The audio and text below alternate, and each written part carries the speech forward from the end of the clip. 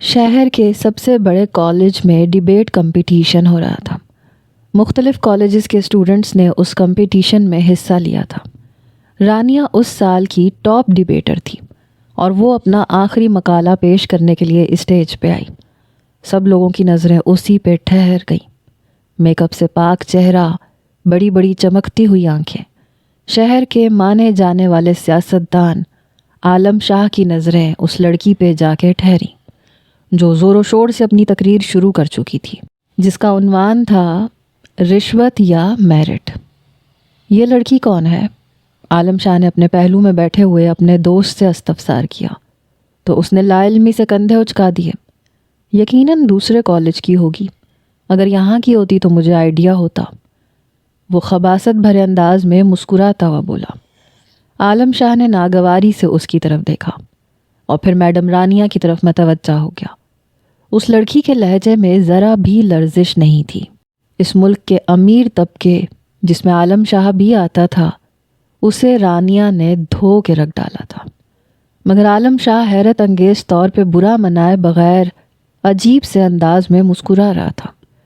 اسے رانیہ کی دیدہ دلیری بہت پسند آئی تھی۔ عالم شاہ کی نظریں رانیہ پہ ہی اٹک گئی تھیں۔ ایسا نہیں تھا کہ اس نے کبھی کوئی خوبصورت لڑکی نہیں دیکھی تھی۔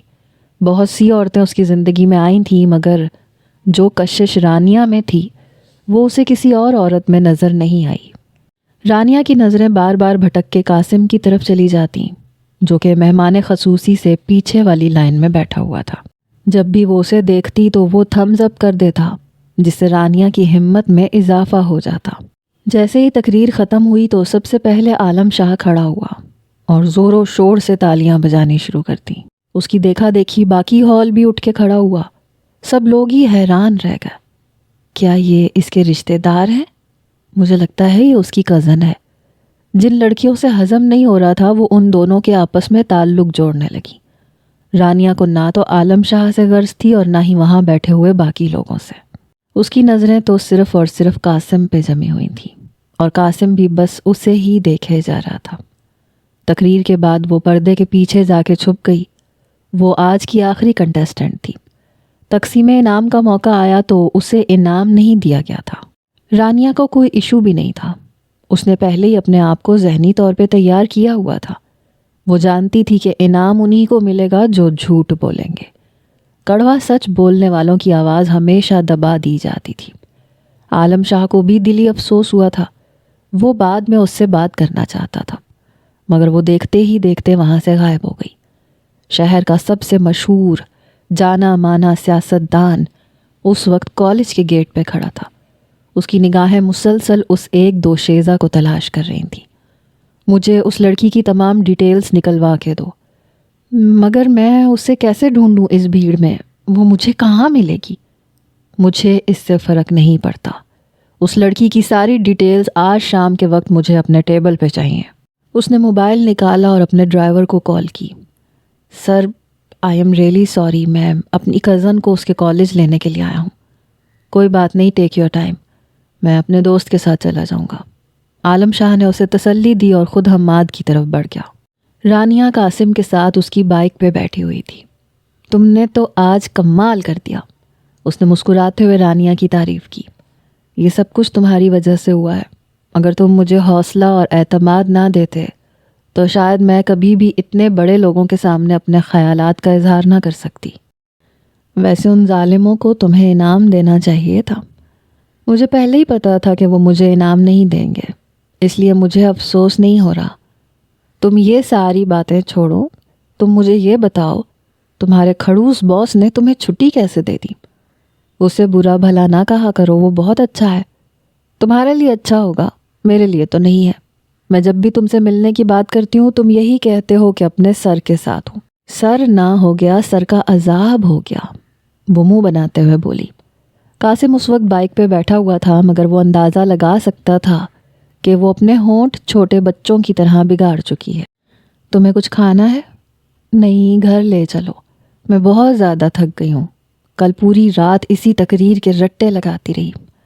اس کو گھر ڈراپ کرنے کے بعد وہ اپنے باس کے گھر کی طرف بڑھ گیا تھا، لیکن جانے سے پہلے وہ چھوٹے بچوں کی طرح اپنی منگیتر کے سامنے جا کے کھڑا ہوا۔ کیا ہے؟ وہ منہ بناتے ہوئے بولی تو اس نے اپنے کان پکڑ لیے۔ آئی ایم ریئلی سوری، وعدہ کرتا ہوں کہ آج رات تمہارے ساتھ ڈنر کروں گا۔ اللہ کا پکا وعدہ؟ ہاں، اللہ کا پکا وعدہ۔ چلو اب جلدی سے مجھ پہ آیت الکرسی پڑھ کے پھونکو تاکہ تمہارے علاوہ مجھے کوئی اور بلا نہ چمٹ سکے۔ یہ سن کے رانیہ کا منہ کھلے کا کھلا رہ گیا، مگر پھر اس نے آنکھیں بند کی اور آیت الکرسی پڑھنا شروع کر دی۔ وہ بہت غور سے رانیہ کے چہرے کو دیکھ رہا تھا۔ رانیہ اس کی کل کائنات تھی، وہ اس پہ اپنا سب کچھ قربان کر سکتا تھا۔ یہ عورت اس کے دل کے بے حد قریب تھی، وہ اس کے ملنے پہ اپنے رب کا جتنا بھی شکر ادا کرتا کم تھا۔ رانیہ نے پڑھ کے اس کے چہرے پہ پھونک ماری تو وہ اس کے بال خراب کرتا ہوا تیزی سے اس کے گھر سے باہر نکلا۔ رانیہ بھی گھر میں داخل ہو گئی۔ ابھی اس نے اپنے بابا کے سامنے بھی ان امیر زادوں کی برائیاں کرنی تھی جنہوں نے اسے ٹرافی دیے بغیر ہی بھیج دیا تھا۔ سر، آئی ایم ریئلی سوری۔ ارے کوئی بات نہیں، میں نے تمہیں کہا بھی تھا کہ ان باتوں کو اتنا زیادہ اپنے سر پہ سوار نہ کیا کرو۔ خیر مجھے بتاؤ کہ تمہاری شادی کب ہے؟ عالم شاہ نے اپنی چیک بک اپنے سامنے رکھی ہوئی تھی۔ سر کچھ مہینوں کے بعد ہے۔ تمہیں کتنے پیسے چاہیے؟ نہیں سر، آپ کے پہلے ہی مجھ پہ بہت احسانات ہے۔ ارے مجھے بتاؤ، میں نے تم سے وعدہ کیا تھا کہ تمہاری شادی کا سارا خرچہ میں اٹھاؤں گا۔ سر جو آپ سے ہو سکے۔ اس نے 10 لاکھ کی رقم چیک پہ لکھ دی اور وہ قاسم کے ہاتھ میں تھما دی۔ سر یہ بہت، بس میری طرف سے انعام سمجھو۔ اس نے ہاتھ اٹھا کے قاسم کو خاموش رہنے کا اشارہ کیا۔ آپ کا یہ احسان میں کبھی نہیں بھولوں گا۔ احسان تو تمہارا مجھ پہ ہے، سب کچھ جانتے بوجھتے ہوئے بھی تم ابھی تک میرے ساتھ چل رہے ہو۔ میں نے اپنی سانس تک آپ کا ساتھ نبھانے کا فیصلہ کیا ہے سر، اور جہاں تک زندگی اور موت کا سوال ہے، عالم شاہ سیاسی پارٹی کا بندہ تھا۔ پچھلے کچھ دنوں سے اسے جان سے مارنے کی دھمکیاں مل رہی تھیں۔ اس دوران اس کے سارے ملازم اور ڈرائیورز اس کا ساتھ چھوڑ چکے تھے سوائے قاسم کے، وہ ابھی بھی اس کے ساتھ ہی تھا۔ سر مجھے رات کے وقت جلدی جانا ہوگا، اصل میں مجھے اپنی منگیتر سے کیا ہوا وعدہ پورا کرنا ہے۔ ہاں ٹھیک ہے، تم چلے جانا، بلکہ ایسے کرو تم ابھی 2 دن کی چھٹیاں لے لو۔ وہ نہیں جانتا تھا کہ جس لڑکی کو وہ تلاش کر رہا ہے اسی لڑکی کے ساتھ ٹائم اسپینڈ کرنے کے لیے وہ اپنے ڈرائیور کو چھٹیاں دے رہا ہے۔ قاسم نے اس کا شکریہ ادا کیا تھا، مگر اس نے چھٹیاں لینے سے انکار کر دیا تھا۔ رات کے وقت قاسم جلد ہی گھر واپس چلا گیا۔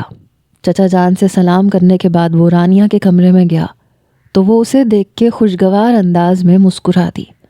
دونوں باہر کھانا کھانے کے لیے گئے۔ اس کے بعد دونوں نے اکٹھے آئس کریم بھی کھائی۔ ویسے آج میرے باس نے بھی تمہارے لیے تالیاں بجائی تھیں اور وہ سب سے پہلے اٹھے تھے۔ مجھے تو ڈر لگ رہا تھا کہیں ایسا نہ ہو کہ میرے باس کا دل تم پہ آ جائے۔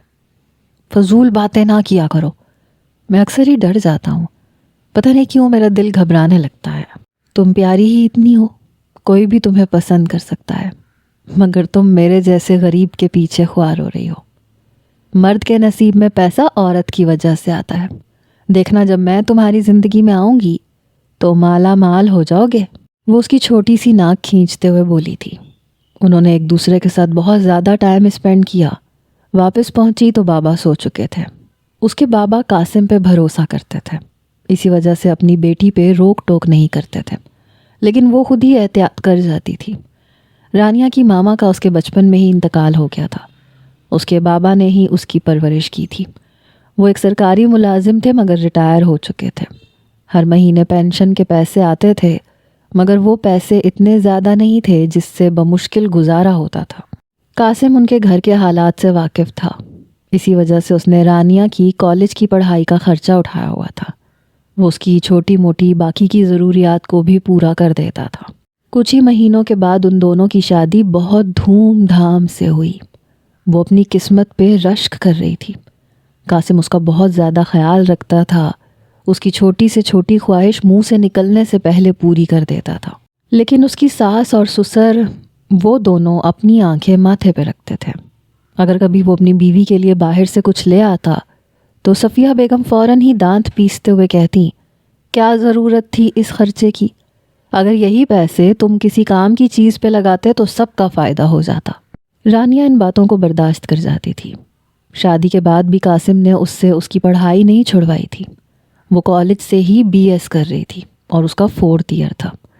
جب اسے امید سے ہونے کی خوشخبری ملی تو قاسم نے جشن منایا تھا۔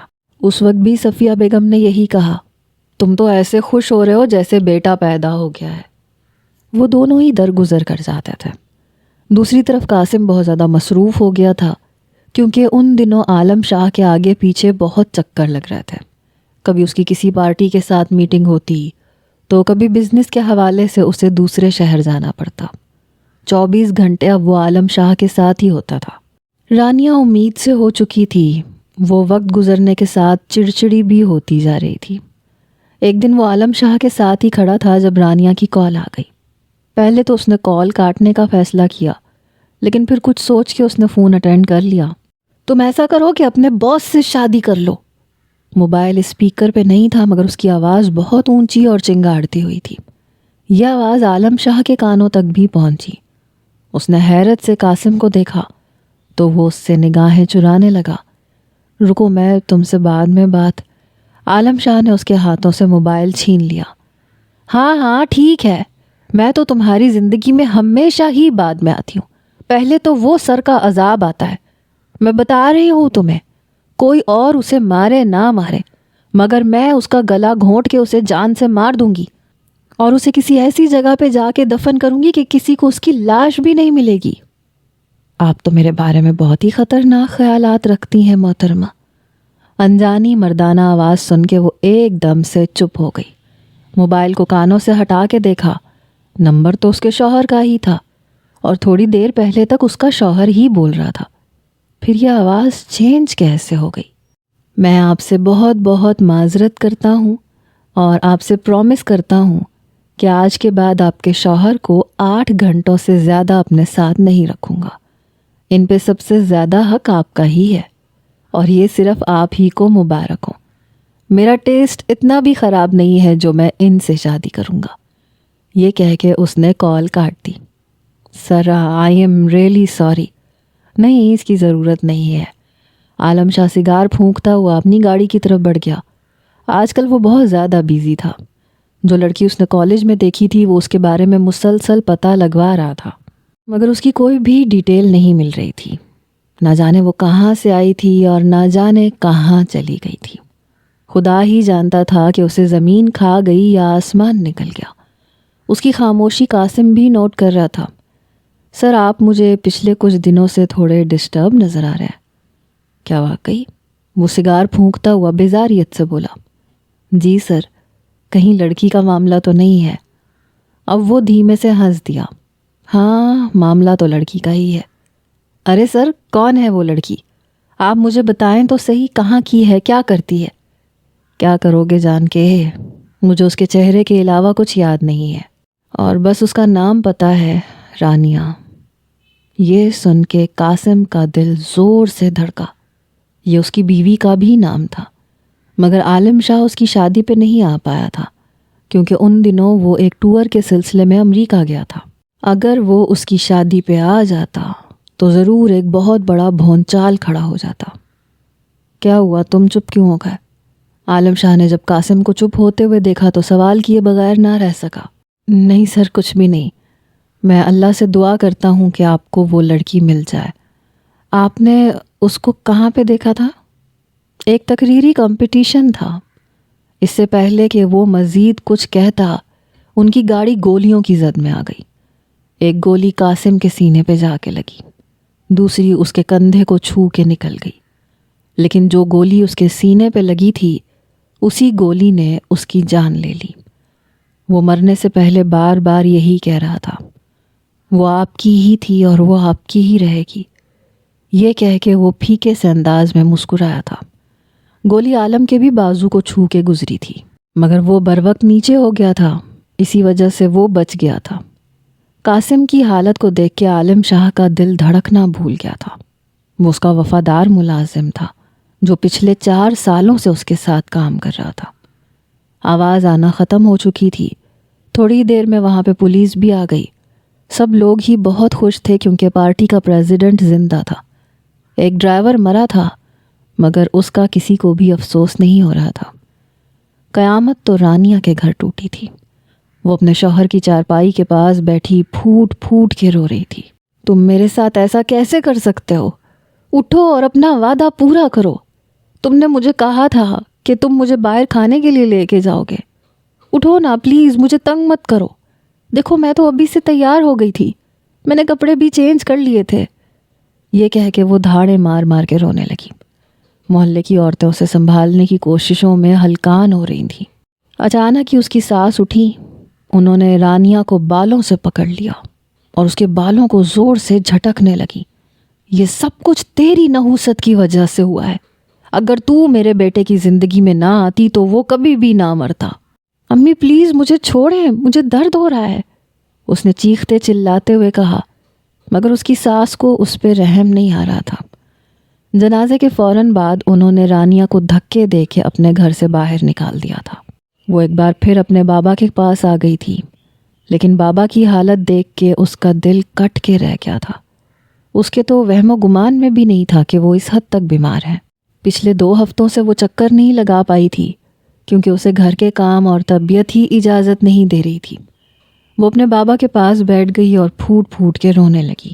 اس کے بابا نے اس کے سر پہ ہاتھ رکھا. اللہ تعالیٰ تمہارے لیے بہتر کریں گے، غمزدہ نہ ہو، بے شک ہر مشکل کے بعد آسانی ہے. وہ جانتے تھے کہ ان کی بیٹی کا غم بہت بڑا ہے. اب وہ اکیلی نہیں تھی، اس کے پیٹ میں ایک اور جان بھی موجود تھی. رانیہ کی ایک کزن تھی جس کو اس کے بابا نے پڑھایا تھا اور اس کی شادی اسی محلے میں ہی ہوئی تھی. وہی اس کے بابا کا اس کی غیر موجودگی میں خیال رکھتی تھی. روز ان کے لیے کھانا بنا کے لاتی اور اگر کبھی ان کی طبیعت خراب ہوتی تو انہیں قریب کی ڈسپینسری میں لے جاتی. قاسم تقریباً ہر روز ہی اس کے بابا کے گھر کا چکر لگاتا تھا.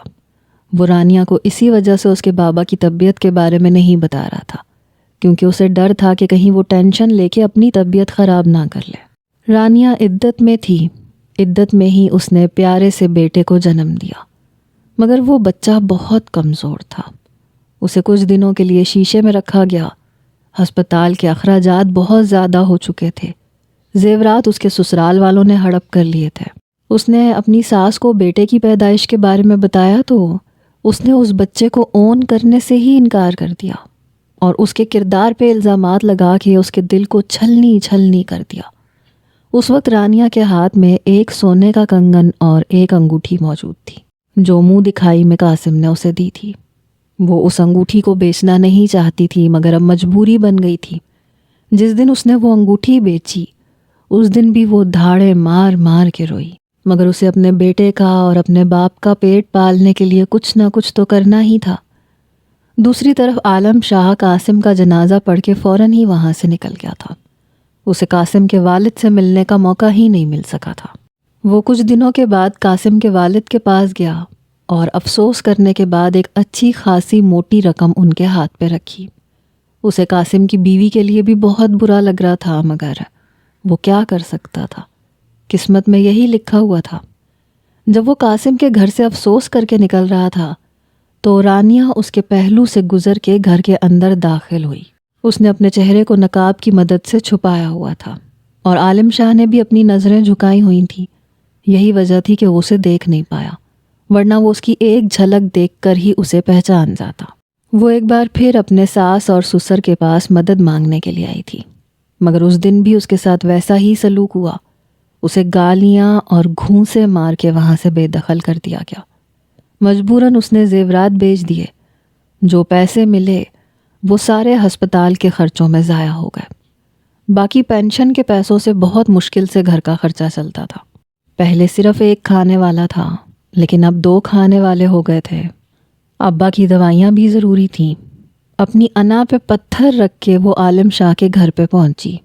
اس کی عدت اس وقت مکمل ہو چکی تھی. صاحب جی آپ سے مرحوم قاسم کی بیوی ملنے کے لیے آئی ہے. اب اس کو کیا مسئلہ ہے؟ ان لوگوں کو جتنے مرضی پیسے دے دو مگر ان کا پیٹ نہیں بھرتا. آئی ہوگی پھر سے اپنی مجبوریاں گننے کے لیے. بھیج دو اسے، تھوڑے پیسے منہ پہ مار کے نکال دوں گا. وہ گردن جھکا کے کمرے میں داخل ہوئی اور یہ وہ لمحہ تھا جب عالم شاہ کو اپنی دنیا ہلتی ہوئی محسوس ہوئی کیونکہ سامنے کھڑی لڑکی کوئی اور نہیں بلکہ وہی تھی جسے وہ پچھلے 1.5 سال سے تلاش کر رہا تھا. اس کی آنکھیں رانیہ پہ جم گئیں. جبکہ رانیہ سے اپنی نگاہیں اٹھانا مشکل ہو رہا تھا۔ پہلی بار وہ کسی کے سامنے ہاتھ پھیلانے کے لیے کھڑی تھی۔ اس کا دل کر رہا تھا کہ زمین پھٹے اور وہ اس میں سما جائے۔ شرمندگی کے مارے اس کا برا حال تھا۔ صاحب جی مجھے، آپ کھڑی کیوں ہیں؟ آپ آئیے بیٹھیے۔ عالم آگے بڑھا تو وہ 2 قدم پیچھے ہٹی، مگر پھر اپنے آنسو پیتے ہوئے صوفے پہ جا کے ٹک گئی۔ آپ کیا لیں گی، چائے یا کافی؟ مجھے آپ کی مدد چاہیے، مجھے کچھ پیسے چاہیے تھے۔ میرے بیٹے کی طبیعت بہت خراب ہے، مجھے اس کا علاج کروانا ہے۔ اگر اس کا علاج نہ کروایا تو وہ مر جائے گا۔ میں اپنے شوہر کو تو کھو چکی ہوں، مگر میں اپنے بیٹے کو نہیں کھونا چاہتی۔ عالم شاہ سے ابھی تک یہ بات ہضم نہیں ہو رہی تھی کہ وہ اس کے مرحوم ڈرائیور کی بیوہ تھی۔ اس لڑکی کو اس حالت میں دیکھ کے اسے دلی افسوس ہو رہا تھا، مگر اب جب وہ اسے مل چکی تھی تو وہ اسے اپنے ہاتھوں سے نکلنے کی اجازت نہیں دے سکتا تھا۔ وہ کچھ بھی بولے بغیر خاموشی سے اسے گھورتا جا رہا تھا، اس کے چہرے کے ایک ایک نقش کو حفظ کر رہا تھا۔ دیکھیں سر، مجھے ارجنٹ پیسے چاہیے، اس نے اپنی ہتھیلیاں مسلتے ہوئے کہا۔ 2 دن پہلے میں نے آپ کو پیسے بھجوائے تھے، وہ پیسے مجھے نہیں ملے۔ میرا اپنے سسرال والوں کے ساتھ کوئی تعلق نہیں ہے، وہ لوگ تو اسی دن مجھے دھکے دے کے اپنے گھر سے باہر نکال چکے تھے جس دن قاسم کی موت ہوئی تھی۔ اس کے بعد میں کئی بار ان کے پاس مدد کے لیے گئی، مگر انہوں نے ہمیشہ مجھے دھتکار دیا۔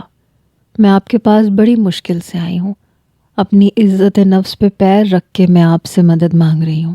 اس نے ایک چیک سائن کر کے سامنے بیٹھی اپنی پسندیدہ عورت کے ہاتھوں میں دے دیا، جس پر وہ اپنی ساری دولت لٹانے کے لیے بھی تیار تھا۔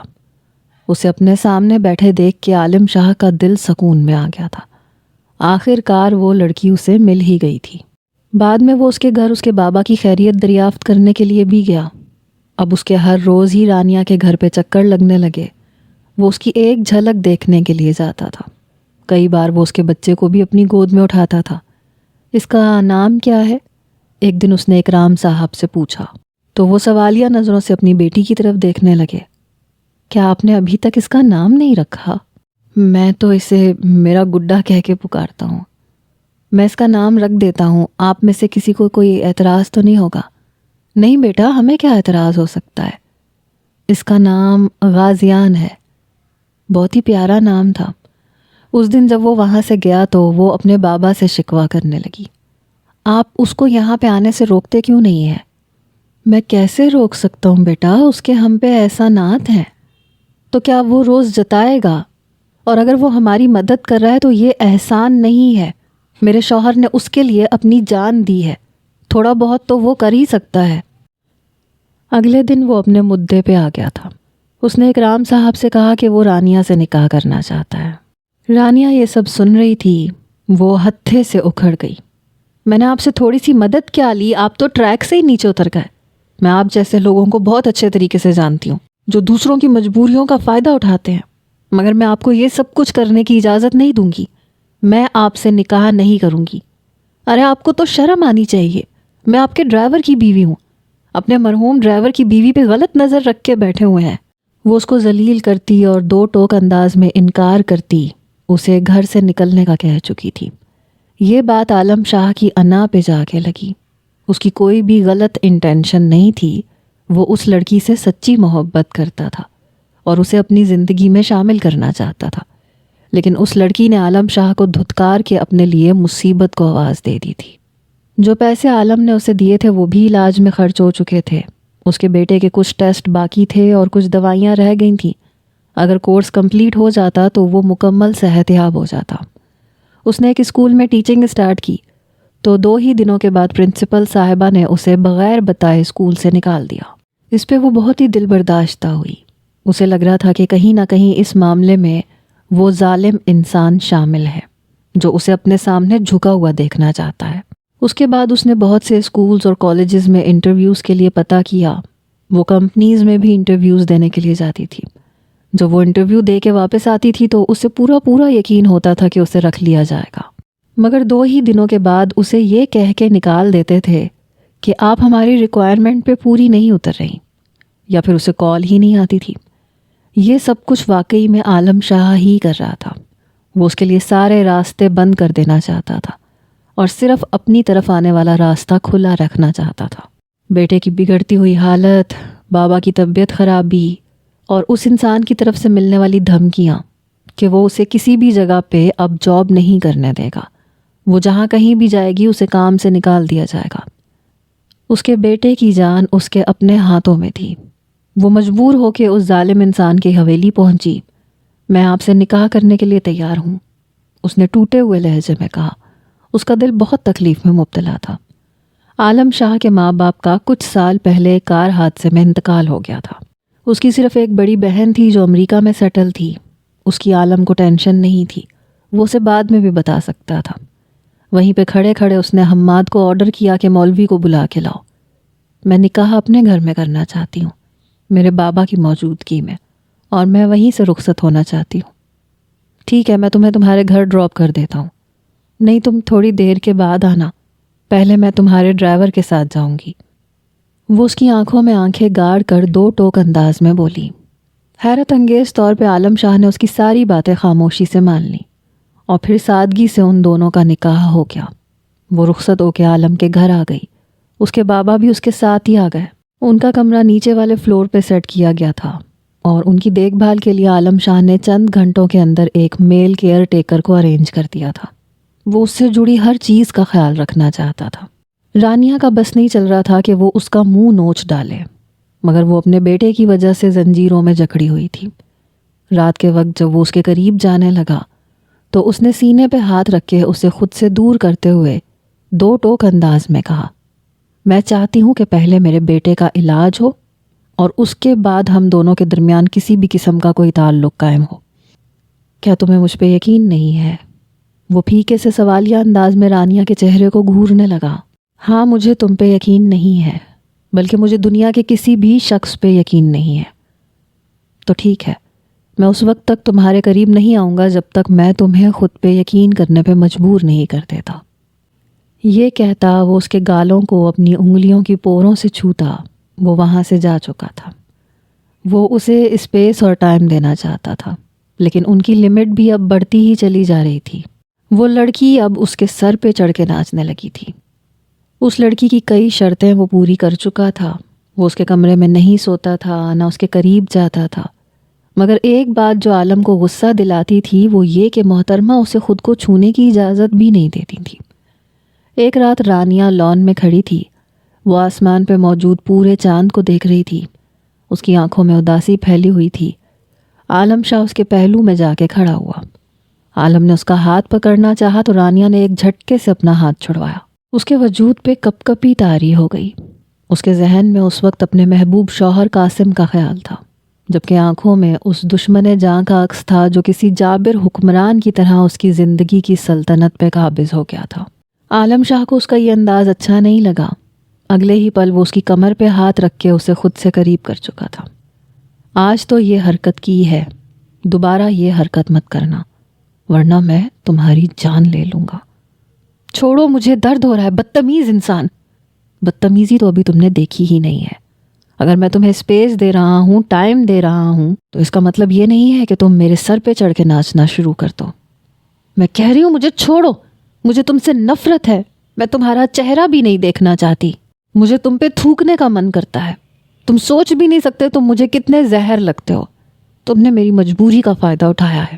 وہ اس کے سینے پہ زور زور سے مکے اور تھپڑ مار رہی تھی، جبکہ عالم شاہ پرسکون انداز میں کھڑا اس کی مار کو برداشت کر رہا تھا۔ جب وہ اسے مار کے فارغ ہوئی تو وہ اسی کے سینے پہ سر رکھ کے چھوٹے بچوں کی طرح پھوٹ پھوٹ کے رونے لگی۔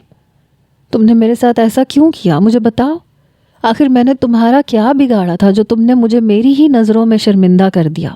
میرا ایسا کوئی ارادہ نہیں تھا، میں تم سے محبت کرتا تھا۔ محبت کرنے والے اپنے محبوب کو تکلیف نہیں پہنچاتے۔ تکلیف میں تو میں ہوں۔ پچھلے 2 سال سے تمہیں پاگلوں کی طرح تلاش کر رہا تھا۔ تم شکر ادا کرو کہ میں تمہیں ان 2 سالوں میں نہیں ملی، ورنہ میں تمہاری طرف نگاہ اٹھا کے بھی نہیں دیکھتی، کیونکہ میں اپنے شوہر سے بے تحاشا محبت کرتی تھی، کرتی ہوں اور کرتی رہوں گی۔ پلیز ایسے مت بولو، مجھے تکلیف ہوتی ہے۔ تم بے شک اس سے محبت کرتی رہو، لیکن یہ سب کچھ تم اپنے آپ تک محدود رکھو۔ وہ زخمی لہجے میں بولا تھا۔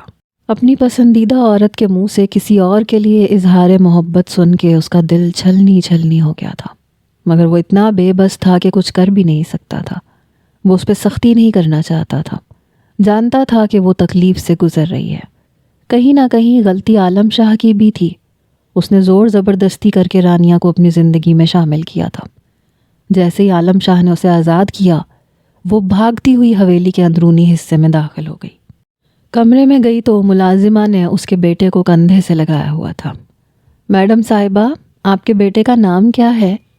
میرے بیٹے کا نام غازیان ہے۔ یہ کہہ کے عالم شاہ اسے اپنی گود میں اٹھا چکا تھا، اسے پیار کرنے لگا۔ غازیان نیند سے جاگ گیا تھا، مگر رونے کے بجائے وہ عالم کی ناک پکڑ کے کھیل رہا تھا۔ رانیہ اسے اپنی گود میں اٹھانا چاہتی تھی، مگر وہ برا سا منہ بنا کے رہ گئی اور خاموشی سے وہ منظر دیکھنے لگی جو اب اس کی آنکھوں میں کھٹک رہا تھا۔ اس کی عالم شاہ سے دشمنی تھی، پھر اس کا بیٹا کیسے عالم شاہ سے دوستی کر سکتا تھا؟ وہ اپنے بابا کے پاس چلی گئی تاکہ ان سے عالم شاہ کی برائیاں کر سکے، مگر انہوں نے تو اس کی تعریف میں زمین آسمان کے کلابے ملا دیے۔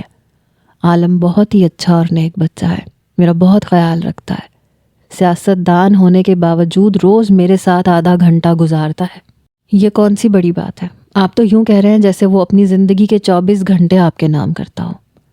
تمہارے پاس تو اتنی فرصت بھی نہیں ہے کہ اپنے باپ کے پاس 5 منٹ کے لیے چلی آؤ۔ یہ سن کے اسے دھچکا لگا تھا، اس کا ضمیر بھی اسے جھنجھوڑنے لگا۔ بابا میں جانتا ہوں کہ تم پریشان ہو، لیکن اپنی پریشانی میں اللہ کی طرف سے ملنے والی رحمت کو نہ کھو دینا۔ وہ انسان تمہاری زندگی میں آزمائش کا انعام بن کے آیا ہے، اس کو سنبھالو۔ میری زندگی میں وہی ایک آزمائش ہے، اگر وہ آزمائش ہوتا تو تمہارا دل سکون میں نہ ہوتا۔ میں سکون میں نہیں ہوں بابا، میرا دماغ ہر وقت ماضی کے بارے میں سوچتا رہتا ہے، میرا دماغ ماضی سے باہر نہیں نکل پا رہا۔ تو یہ تمہارے دماغ کا مسئلہ ہے، تمہیں اپنے دماغ کو سمجھانے کی ضرورت ہے۔ اس کے علاوہ تمہاری زندگی میں اور کوئی پریشانی نہیں ہے۔ تمہیں اپنے بیٹے کی ٹینشن تھی، دیکھو اس کا علاج ہو گیا، اللہ تعالیٰ نے اسے ایک نئی زندگی دے دی۔ تم میری وجہ سے پریشان رہتی تھی، الحمدللہ مجھے عالم کے روپ میں بیٹا مل گیا۔ میں تمہارے لیے بھی خوش ہوں کہ تمہیں اس جیسا شوہر ملا۔ وہ بالکل چپ ہو گئی، اس کے پاس الفاظ ہی نہیں بچے، شاید اس کے بابا ٹھیک ہی کہہ رہے تھے۔ وہ کمرے میں گئی تو غازیان اس کی گود میں ہی سو گیا تھا۔ اس نے غازیان کو لینا چاہا تو اس نے اپنے بازو پیچھے کر لیے۔ میرا بیٹا ہے، میرے پاس سو رہا ہے، اس کو سونے دو، نیند خراب نہ کرو اس کی، ابھی تک اس کی طبیعت صحیح طرح سے سنبھلی نہیں ہے۔ فکر مت کرو، میرے ساتھ رہ کے یہ بیمار نہیں ہوگا، اسے تم سے دور رہنے کی ضرورت ہے۔ ایسا نہ تم اسے بھی اپنی طرح فضول کی پریشانیوں میں الجھا دو۔ کیا آپ نے مجھے ذہنی مریض سمجھ لیا ہے، یا پھر آپ کو میں کوئی پاگل عورت نظر آتی ہوں جو بلا وجہ بولتی رہتی ہوں؟ وہ حلق کے بل چیخی تھی۔ غازیان کی آنکھ کھل گئی اور وہ پھوٹ پھوٹ کے رونے لگا۔ عالم شاہ نے اس بات کا جواب نہیں دیا، بلکہ غازیان کو اپنے کندھے سے لگا کے کمرے سے باہر نکل گیا۔ وہ بس دروازے کو گھورتی رہ گئی۔ ان کے جانے کے بعد وہ بیڈ پہ بیٹھ گئی اور پھوٹ پھوٹ کے رونے لگی۔ پتہ نہیں بابا کو کیا ہو گیا ہے، کیوں وہ اس انسان کے گن گانے لگے ہیں؟ کیا ان کو نظر نہیں آ رہا کہ اس نے مجھ سے زبردستی شادی کی ہے؟ اس کو پتہ بھی تھا کہ میں اس کے ڈرائیور کی بیوہ ہوں، مگر پھر بھی اس نے میرے ساتھ زبردستی کی، مجھے دھمکیاں دی۔ میں کیسے اس شخص کے ساتھ تعلق قائم کر سکتی ہوں؟ یہ باقی لوگوں کو تو اپنے جھوٹے جال میں پھنسا سکتا ہے، لیکن مجھے نہیں۔ وہ اپنے آنسو بے دردی سے صاف کرتے ہوئے اٹھی تھی۔ رات کے وقت اچانک ہی سوتے ہوئے اس کی آنکھ کھل گئی، اس کا ہاتھ کسی مضبوط چیز سے جا کے ٹکرایا۔ اس نے ہلکی سی آنکھ کھولی تو دیکھا وہ عالم شاہ کا سینہ تھا۔ اس کا چہرہ ایک دم ہی شرم کے مارے لال ہو گیا۔ جیسے ہی وہ وہاں سے اٹھنے لگی، عالم نے اس کی کمر پہ ہاتھ رکھ کے اسے اپنے قریب کر لیا۔ یہیں پہ سوتی رہو، مجھے تمہاری خوشبو بہت اچھی لگ رہی ہے اور تمہاری موجودگی کا احساس سکون دے رہا ہے۔ وہ جھٹکا لگنے کی وجہ سے نیند سے اٹھ گیا تھا۔ مجھے غازیان کے پاس جانا ہے، وہ چارپائی پہ سو رہا ہے۔ فی الحال اسے نہیں، مجھے تمہاری ضرورت ہے۔ اس نے اپنا سر رانیہ کے کندھے پہ رکھا تو وہ کسمسا کے رہ گئی۔ وہ اس کی نرم سانسوں کی تپش اپنے کندھے پہ اچھی طرح سے محسوس کر سکتی تھی۔ اس کا دل سینے سے باہر نکلنے کو تیار ہو گیا تھا۔ وہ عالم شاہ کو جھٹکنا چاہتی تھی، مگر وہ منظر اس کی نظروں کے سامنے گھومنے لگا جب وہ اس کے بیٹے کو اپنے ہاتھوں میں اٹھائے اسے صرف پیار کر رہا تھا۔ وہ اس کا بالکل ویسے خیال رکھ رہا تھا جیسے اس کا سگا بیٹا ہو۔ شاید یہ سب کچھ اس لیے کر رہا ہو کہ اس نے مجھے اپنے جال میں پھنسانا ہے، مجھے اس کے چنگل میں پھنسنے کی ضرورت نہیں ہے۔ اگلے ہی پل وہ اس کے ہاتھوں کو زور سے جھٹکتی وہاں سے نکل گئی۔ نہ جانے اس جنگلی بلی کا کیا ہوگا اور نہ جانے میرا کیا بنے گا۔ کیسے اس کو یقین دلاؤں کہ میں اس سے سچی محبت کرتا ہوں۔ میرا مقصد اس کا استعمال کرنا ہرگز نہیں ہے اور نہ میں اس کی زندگی سے کھیلنے کا ارادہ رکھتا ہوں۔ یا میرے اللہ میری مدد فرما اور مجھے اس آزمائش سے باہر نکال دے۔ اس عورت کے دل میں میرے لیے نرمی پیدا کرتے ہیں۔ وہ دعا کرنے کے علاوہ اور کچھ بھی نہیں کر سکتا تھا۔ اگلے کچھ دنوں میں اس کی بہن امریکہ سے واپس آ گئی تھی۔ اس وقت رانیہ کچن میں اپنے بیٹے کے لیے دودھ گرم کر رہی تھی۔ تو تم ہو اس معمولی سے ڈرائیور کی بیٹی جس نے میرے بھائی کو اپنی محبت کے جھوٹے جال میں پھنسایا ہے۔ ایکسکیوز می، آپ کو غلط فہمی، زیادہ ڈرامے لگانے کی ضرورت نہیں ہے۔ میں تم جیسی عورتوں سے بہت اچھے طریقے سے واقف ہوں جو اپنے حسن کا جال پھینک کے بڑے بڑے امیر زادوں کو باجی، باقی کے الفاظ شمسا کے منہ میں ہی رہ گئے تھے۔ عالم شاہ کی دھاڑ سن کے ایک لمحے کے لیے تو وہ سہم گئی تھی۔ کیا باجی؟ اب میں سچ بھی نہ بولوں، اس میں اس کی مرضی شامل نہیں تھی، میں نے اس سے زبردستی نکاح کیا ہے۔ تو مجھے بتاؤ آخر تمہیں اس 2 ٹکے کی لڑکی میں آپ کو وارننگ دے رہا ہوں، دوبارہ آپ اس بارے میں اس طرح کے الفاظ استعمال نہ کیجیے گا ورنہ مجھ سے برا کوئی بھی نہیں ہوگا۔ وہ میری بیوی ہے، میری عزت ہے اور میں ہرگز کسی کو یہ اجازت نہیں دوں گا کہ وہ میری عزت اچھالے۔ اگر آپ یہاں پر یہ مقصد لے کے آئی ہیں تو آپ کے لیے یہی بہتر ہوگا کہ آپ جس دروازے سے آئی ہیں اسی دروازے سے واپس چلی جائیں۔ کیا تم اس لڑکی کے لیے اپنی بہن کے ساتھ ایسا سلوک کرو گے جو اتنی دور سے؟ میری بہن کو بھی سمجھنا چاہیے کہ کیا ٹھیک ہے اور کیا غلط ہے۔ آپ ہمیں شادی کی مبارک دینے کے بجائے ہماری خوشیوں میں بھنگ ڈال رہی ہیں اور الٹا مجھ سے یہ توقع بھی کر رہی ہیں کہ میں آپ کا کھلے دل کے ساتھ استقبال کروں۔ مجھے یہاں پہ آنا ہی نہیں چاہیے تھا، ساری غلطی میری تھی۔ وہ روتی ہوئی جن قدموں سے آئی تھی انہی قدموں سے باہر نکل گئی۔ آپ ان کو روکیں، وہ جا رہی ہیں۔ نہیں، میں ان کو نہیں روکوں گا، وہ غلط ہے۔ اگر آج میں نے انہیں روک لیا تو وہ اپنی اس بات پہ جم جائیں گی۔ جلدی انہیں اپنی غلطی کا احساس ہو جائے گا اور وہ تم سے معافی مانگنے کے لیے آئیں گی۔ وہ آپ کی بہن ہے اور تم میری بیوی ہو، اس نے رانیہ کی آنکھوں میں دیکھتے ہوئے کہا۔ یہ وہ پل تھا جب اس کا دل تھوڑا سا موم ہوا اور اس کے لب ہولے سے مسکراہٹ میں ڈھلے۔ اب وہ اس سے دور بھاگنے کے بجائے اس کی ذات میں دلچسپی لینے لگی۔ اسے اس بات کا گویا احساس ہو گیا کہ عالم شاہ اس کا سب سے بڑا محسن ہے، وہ اس کی احسان مند ہے، اسے احسان فراموشوں والا سلوک زیب نہیں دیتا۔ عالم شاہ نے جیسا کہا تھا ویسا ہی ہوا۔ اس کی بہن بعد میں ان سے معافی مانگنے کے لیے آ گئی تھی۔ وہ اپنے بھائی کے ساتھ تعلقات خراب نہیں کرنا چاہتی تھی۔ شمسا کے شوہر نے بھی اسے سمجھایا جس سے اس کو عقل آ گئی۔ اس دن وہ رانیہ کے پاس کافی دیر تک بیٹھی باتیں کرتی رہی اور رانیہ کو عالم شاہ کی بچپن کی حرکتوں کے بارے میں بتاتی رہی۔ رانیہ کو یہ جان کے حیرت ہوئی کہ عالم شاہ ایک بہت ہی مغرور انسان تھا۔ باہر کی دنیا کے لیے وہ انا پرست تھا اور اپنی پسندیدہ عورت کے معاملے میں وہ اس کے قدموں میں بیٹھنے کے لیے بھی تیار تھا۔ ان دونوں کے درمیان جتنی بھی انا کی دیواریں تھیں گرتی چلی جا رہی تھیں۔ ایک دن جب وہ بالکنی میں کھڑا تھا تو وہ اس کے پہلو میں جا کے کھڑی ہو گئی۔ اس نے اپنا سر عالم شاہ کے کندھے پہ رکھا تو وہ حیران رہ گیا۔ اسے یقین ہی نہیں آ رہا تھا، وہ اپنی جگہ پہ اسٹل ہو گیا تھا۔ آپ سانس لے سکتے ہیں، آپ کو اجازت ہے، وہ یہ کہہ کے دل فریب انداز میں مسکرا دی۔ کیا تم نے مجھے معاف کر دیا؟ ہاں، میں آپ کو معاف کر چکی ہوں، بلکہ میں تو آپ سے معافی مانگتی ہوں، مجھے آپ کے ساتھ۔ عالم نے اس کے لبوں پہ انگلی رکھ دی۔ معافی مانگنے کی ذمہ داری ہمیشہ میری ہوگی۔ پھر سوچ لیں، اگر میں غلطی کروں گی تو میں معافی نہیں مانگوں گی۔ مجھے کوئی مسئلہ نہیں ہے کیونکہ مجھے پتا ہے کہ تم کبھی غلط ہو ہی نہیں سکتی۔ یہ کہہ کے اس نے اس کا سر اپنے سینے سے ٹکا دیا تو وہ سکون سے مسکرا دی۔ آج ان کی زندگی کی نئی شروعات ہونی تھی اور اس کے لیے اس نے اپنے آپ کو ہر طرح سے تیار کر لیا تھا۔ ماضی میں اسے جتنی بھی تکلیفیں ملی تھیں، آج اس نے انہیں آنسوؤں کے راستے بہا دیا تھا۔ ان یادوں کو بھی اس نے اپنے ذہن سے کھرچنے کی کوشش کی تھی۔ یہ کام تھوڑا سا مشکل تھا، مگر وہ جانتی تھی کہ عالم شاہ اسے اتنی محبت دے گا کہ وہ بہت جلد ماضی کی ہر شے کو بھول جائے گی۔